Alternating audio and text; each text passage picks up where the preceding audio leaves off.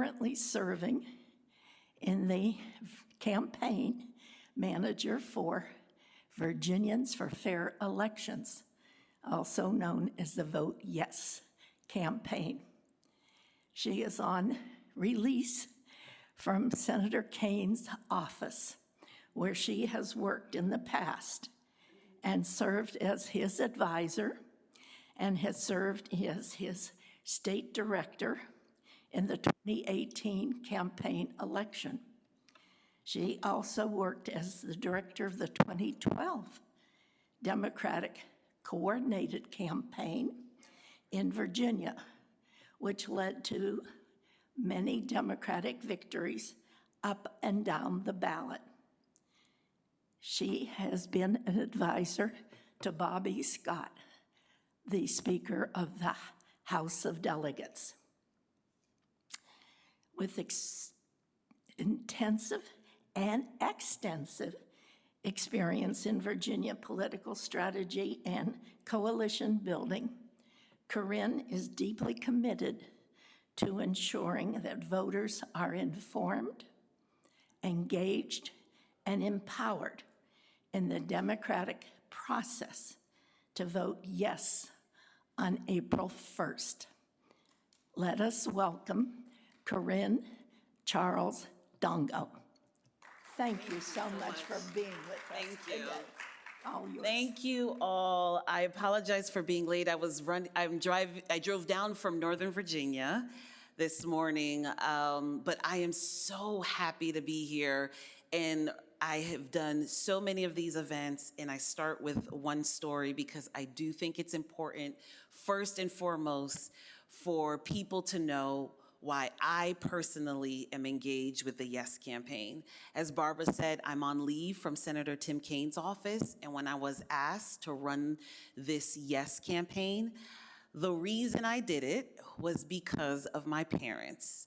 My parents are blue-collar workers. They're retired now, but they worked in a factory making the machinery that went into Xerox machines, so they would make the pieces. And in doing so, one of the machines took off part of my mom's index finger. And that sticks with me because my parents are originally from Haiti. My brothers and I'm the only girl and the youngest. We were born in the States, but my parents were born in Haiti and were raised in a dictatorship. So when they became American citizens, they had us vote with them. And they instilled in us the value of democracy and what this great country has given them. And so when I think about the sacrifice my parents made, including bleeding, so that my brothers and I could have a better opportunity, I knew it's my turn to do my part.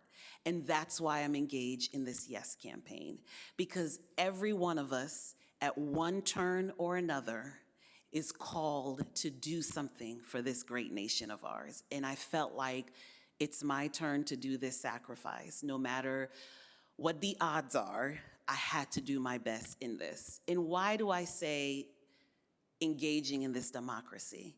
It is because I have seen over the course of many last few years that things are not going well, if we're honest with ourselves. The cost of living is higher, the cost of energy is higher, but the atmosphere is also more divisive, things are angrier, and the direction of our nation is not where we want it to be. And so for me, it is important that we engage back in democracy to take back our power, to elect people who will demonstrate the values that we have in our hearts for this nation. And at the core, this is what redistricting is about. Here's what happens if we vote yes and win this redistricting referendum. If we vote yes, we ensure that the members of Congress that we vote from Virginia reflect our values and actually have the power to change policy in Washington, D.C. What has been happening is Power has been concentrated in one hand. And when power is concentrated in one hand, and honestly, it doesn't matter which hand. That's why we have checks and balances in this country, because it is important that there's a balance. And right now, power is concentrated in one hand.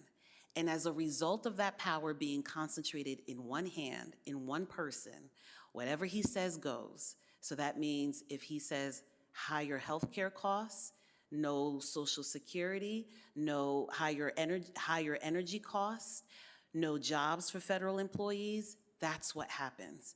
No one is standing up and saying, this is not right. Too many people are suffering and we need to stop. But if we vote yes, we could take back power and give it to the people where it belongs, so that we are able to say, and we have elected officials who are not afraid to say, this is what Virginians want.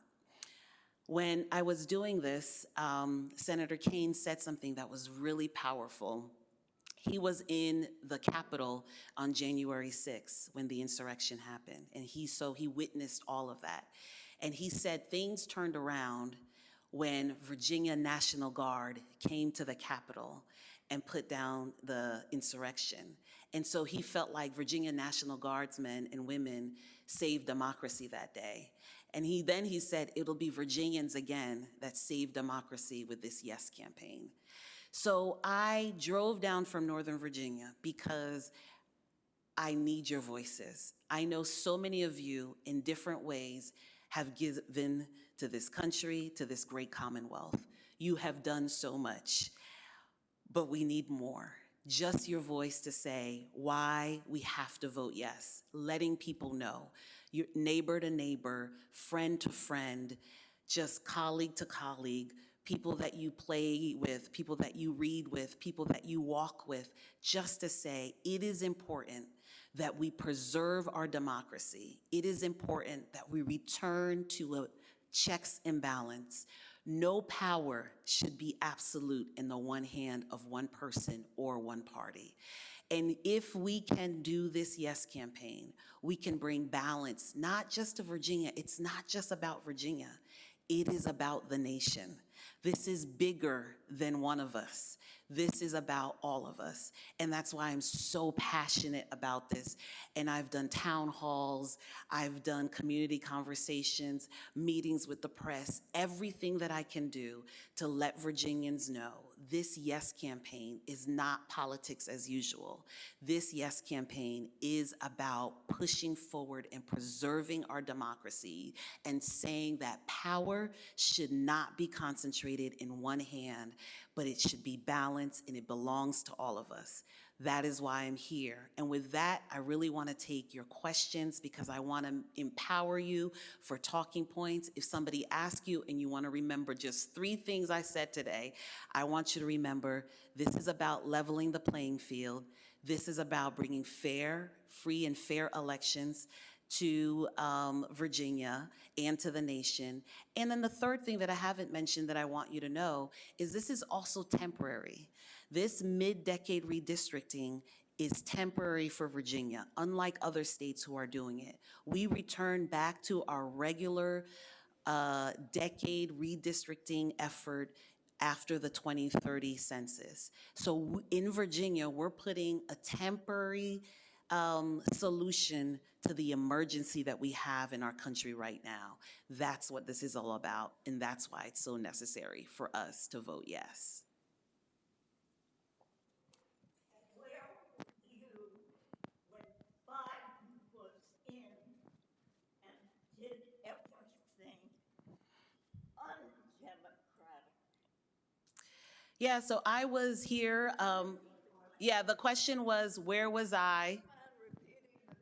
Yes, the question was, where was I personally when Biden was doing things undemocratic?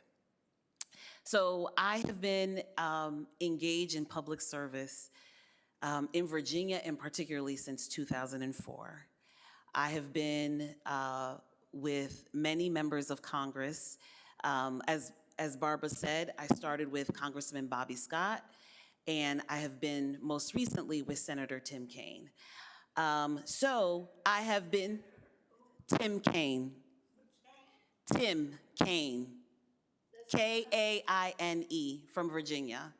Kane accepted the nomination as vice president, but Hillary Clinton, who is one of the most deceitful person ever. Whatever you may feel, yeah. Whatever you may feel about past political leaders, and we all have our different feelings, what I am focused on, particularly right now, is where our nation is right now and the deceitfulness that's happening right now, the war that's happening right now, the high gas prices that's happening right now. We can do something about it. And so for me, I want to do something about it. I have a 9-year-old little girl who I dropped off to school this morning, and it's important for me to be able to tell her, I did my part to make sure our democracy is together. So to answer your question, we have been in this of just trying to continue a more perfect nation. And I've worked in the Senate when we had a Democratic president. I've worked in the Senate when we've had a Republican president, as we do now. But I have never seen things as bad as they are in this moment. So for me, this moment is a critical moment. And I think there's something that we can do about it. And it is important. And look, you can say that I'm a partisan person, but I have Republican friends. Because in this country, you could have different friends on different sides of the aisle. I like it when we can debate the policies and then go out to dinner. That's the way it's supposed to be. I'm good with that. That's where I want to get back to. I don't feel like if somebody disagrees with me that they don't love this nation. We all have different ideas of how to make it better. Not all of us is going to win. I've won elections, I've lost elections. But more important than winning or losing an elections is keeping our country together and keeping our democracy together. And that is at the core of my heart. I just want us to remain a nation that continues to respect each other, that continues to stand up for each other, that protects the most vulnerable in our community, and that continues to operate in love and in grace and move forward, because I want to pass that nation to my children and my grandchildren. Yes, please. I work very, very hard on the Virginia. I can repeat the question too. Okay. I worked very, very hard on the Virginia 2021 campaign with Brian Cannon, Liz White. We lobbied the General Assembly. We put yard signs out. We went door to door, and we got the amendment passed. It's one of the best things we have ever done for Virginia. And while I would love to be able to take a moral high ground stand and say, we have to stand by what we did, as long as states like Texas, Missouri, the Carolinas, Tennessee are going to cheat, we've got to do something to stop it. Otherwise, they're just going to stack that Congress, who will end up doing less than they're currently doing. I'm not sure that's possible, but that's what they'll do. That is exactly right. That's not a question, is it? Okay, So, that's my editorial. yes. What is your name? George. So what George was saying is that, and George, thank you for bringing that point up. What George is saying is that as long as Texas, Missouri, Florida are doing redistricting to favor them and stack Congress, Virginia can't just stand idly by and do nothing. I like to put it in plain speak, George, that we can't bring a stick to a knife fight. And that's why we have this temporary redistricting measure, and that's why I'm urging everybody to vote yes. That's exactly right, George. Thank you. I saw a hand over here. Be sure to hold it up to your mouth. Could you please give us the current tally between the states that have voted to redistrict and those that have opposed? And could you talk of, where do we stand as of right now? Yeah, so Texas has already voted to redistrict, giving the other side 5 seats.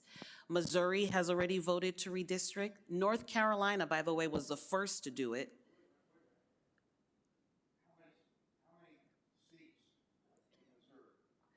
I think Missouri, it's either 1 or 2 seats. I'm not sure.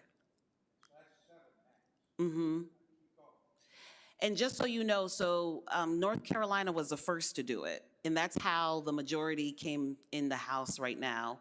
And then Florida.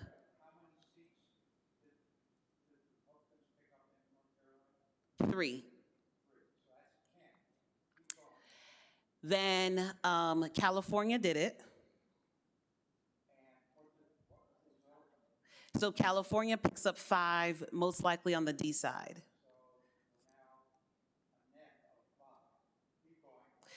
And then the other is the possibility of Florida, as far as I know right now. And then the possibility of Maryland. Is it dead?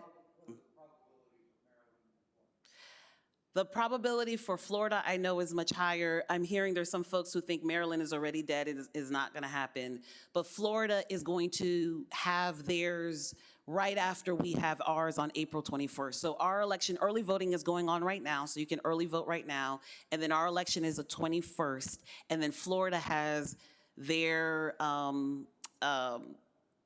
House meeting on the 22nd, I believe, April 22nd.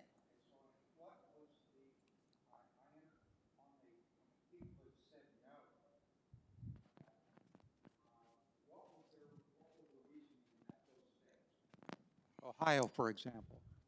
I don't know about Ohio. I know about Indiana. One of the reasons, and Indiana is controlled mostly by Republicans. One of the reasons Indiana said no is because they weren't sure that it would work in favor of Republicans, as far as I know. It could backfire. Okay. Yeah. So where we stand is we're net 5 today. Likely. It's possible, yeah. I'm on the fence. Because I see a tension between what we did in Virginia in 2020, 2021, and I'm balancing that against the expected results of the fall elections. Looking at history and how many seats switch and so forth and so on.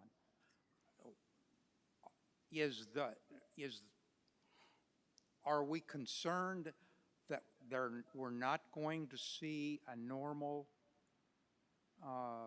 wave of people, a wave of Democratic victories in the fall? So here's what I would say, particularly for Virginia, knowing politics and campaigns in Virginia. I do think because of who we are in Virginia, people like to say we're a purple state. There's a reason for that. We are one of the most balanced states that I've seen. Not too far to the left, not too far to the right. We're very careful not to elect extremes on either side. If you look at our 2 senators, both of them very sort of centrist senators. If you look even at our members of Congress, even those who are, in districts that they can get reelected pretty, easily, there's still a balance that happens. And I think there's a reason for that in Virginia. Because of who we are as a people, we tend to get candidates and elect more balanced elected officials that can see perspectives and bring the perspectives of Virginia. So to answer your question more succinctly, look at our governor right now, Abigail Spanberger, very balanced, down the middle. I can see victories in Virginia if we continue to put up those kind of candidates. Not extreme on the left, not extreme on the right. If we continue to put candidates that are common sense, reasonable, you're not going to agree with everybody, right? But you can look at your elected official and say, okay, but I see their perspective, I'm good with that. If we continue to do that, which is what I see right now, I do feel like we will have victory, and I think Virginia will bring the victory in the U.S. House of Representatives. And that's what we need. We just need people in the U.S. House of Representatives that are willing to say, this measure is going too far. This is hurting Americans. We need to put a stop to that. And Virginia, we're in the best place to lead the nation. And I know you're on the fence, but that is my convincing argument to you, is that Virginia, we have been very balanced, very fair in the people we've elected, who are thoughtful, who are considerate, and who still value not only having friendships on the other side, but just listening to the other side. And that is the kind of leaders we need to put in the majority in order to make sure our nation goes back on the right direction. The bill that has been proposed and we're voting on is temporary. Yes, sir. It has an explicit date that'll go back to the old one? Is Yes, that sir. correct? Yes. Like it's just for this one election?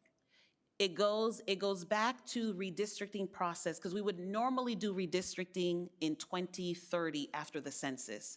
So this is temporary, happening right now, and it would return to its normal process in 2030. 2030. So it's temporary, but temporary for 4 years. Yes, because the It'll be in process place wouldn't for have begun until 4 years. That's correct. So it'll be in place for the next presidential election. Is that right? It would be in place, whatever we vote on now would be in place until the redistricting goes back in 2030. And Yeah. that will be through the next presidential election? Yes. Is that right? Yes. Yeah. Yeah.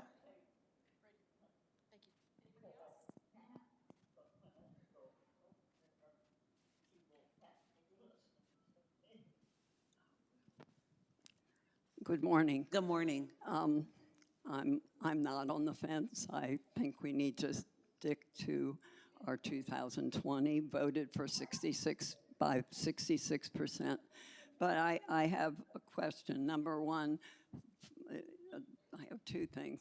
It looks to me like, between Democratic states and Republicans, that it may be a wash as far as who has more that are redistricted. Indiana, you mentioned, did not agree, and it was Republicans. And then because of that, Illinois, right next door, said, well, we're not going to do it. So that's not a strong, I think. It's happening on both sides. And yes, Trump started it, and it wasn't a good idea. 100%, I agree with that. But I'm not sure, even already in Texas, one of the things they did resulted in a Democrat getting elected, not a Republican, in something local. So, but my question is, Harris won in 2024 by 51.7%, and then if we look at a gubernatorial, Spanberger 57.5+%. But the maps that Democrats have proposed result in what the Democrats themselves have said, 10 Democratic and 1 Republican versus our 6 Democrat and 5 now. Now, isn't that a little extreme? And doesn't it then pack all the power in, a lot of the power disproportionately in Northern Virginia, and leave out a lot of the rest of the state? Thank you for your question. What's so fascinating about running elections in Virginia is I get to think about things in a broader context from what happens in the past. No worries, no worries. Thank you so much for coming. So in your question, having worked elections in Virginia, like I have never said, even as running this campaign, that it's a 10-1 map. The other thing that I hear sometimes is that this is a safe seat for X or Y. There's no such thing as a safe seat. When you run, everyone has an opportunity. Now, what the map has done is it's made it more competitive, but it is not a 10-1 for Democrats. That is a fallacy at best, is the way I would put it. Does it make it more competitive to allow or to give a chance? Back to the question, the answer that I gave to the gentleman, I think if Democrats continue to run candidates that are balanced, that are thoughtful, that are really down the middle, yes, Democrats can win many of those seats, for sure. But there's no slam dunk. It doesn't concentrate power in one hands of one party or another. We have to make the case to Virginians. I have to make the case to you. I can't assume, based on where you live or what you look like, or even your voting pattern in the past. Every election, it has to be candidates that come and make the case. And this map is forcing more districts to have candidates that have to come and make the case, because you cannot assume. This is why we just went from a Republican governor to a Democratic governor, and we go back and forth. It's because each time, each party, each person has got to make the case to voters. The Virginian electorate, this I know, since 2004 I've been doing elections in Virginia, are very thoughtful, very knowledgeable voters who are pragmatic as well. So yes, you will hear, I won't deny, you will definitely hear some Democrats, some even leaders who will say, it's a 10-1 map, but as a person on the ground, driving 90 minutes to make the case to you, I promise you, it is not a slam dunk at all. Every district is going to have to make the case to their voters. Now, are some of the districts leaning towards blue, lean towards red? Absolutely. But many of the districts, the majority, even the ones that lean towards blue and red, something could happen. Things shift. People move, people's ideas move around. It is still very important. If I was talking to a group of candidates running for these districts on both sides of the aisle, I would tell them, you better make your case to voters. You need to have better ideas, and you need to be able to show voters how you're gonna deliver on those ideas if you wanna win. That's the bottom line. There's no slam dunk here.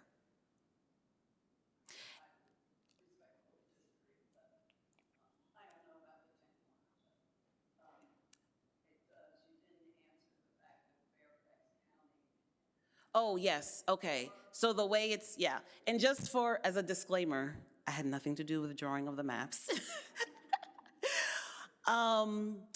Here's what I've heard from voters in what could be the new district. There are some who feel like they've never had a voice before. Their representative took them for granted because there was no competitiveness. And now they feel like they're gonna have some competitiveness for the first time. And then on the other side, I hear legitimate concerns. Does this put me in a category of a group of people who don't experience life as I experience it, who may not understand rural or who may not understand urban, on both sides? Here's one thing I would say from my experience in watching elections or policies in Virginia. I remember there was a year, I-81, which is down rural Virginia, that needed a lot of money for repair. And at the end of the day, it was legislators who didn't represent the region that provided the votes to get them the money. Maybe I am your glass half full Tim Kaine optimist here, but I really believe in Virginians. And this is not a partisan thing. This is more like, I've lived here since 2004 now. I got married, I had a child. I was born in Connecticut, but this is the place where I came to a lot of political awareness and connection. And I do believe at the core that we're still the one state, here's something I'll tell you. We're the one state where the delegation, Republican and Democrat, they get together, both Senate and House side, and have lunch once a month. That's who we are as Virginians. That's our Virginia way. So I don't buy into that, rural Virginians are not gonna be well representative because of how the district is designed. I think people are going to take their constituents seriously because that's the pattern that I've seen. Does that answer your question a little bit more?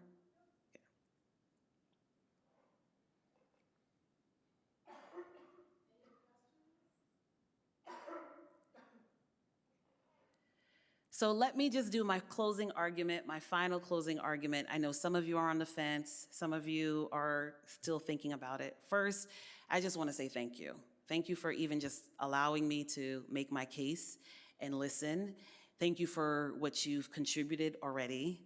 And second, I really do strongly believe that we are in, and maybe all of you have more experience and wisdom than I do, but I'm nervous, seriously nervous about the direction of our country.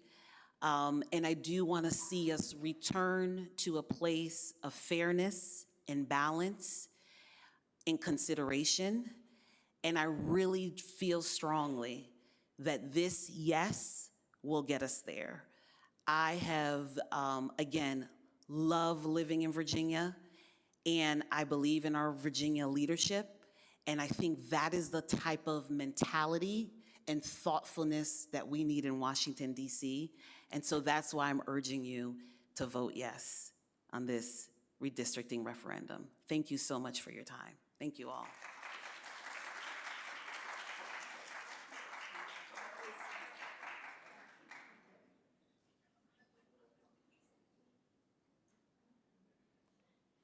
Thank you for coming out, waiting patiently, and now you have the power to vote.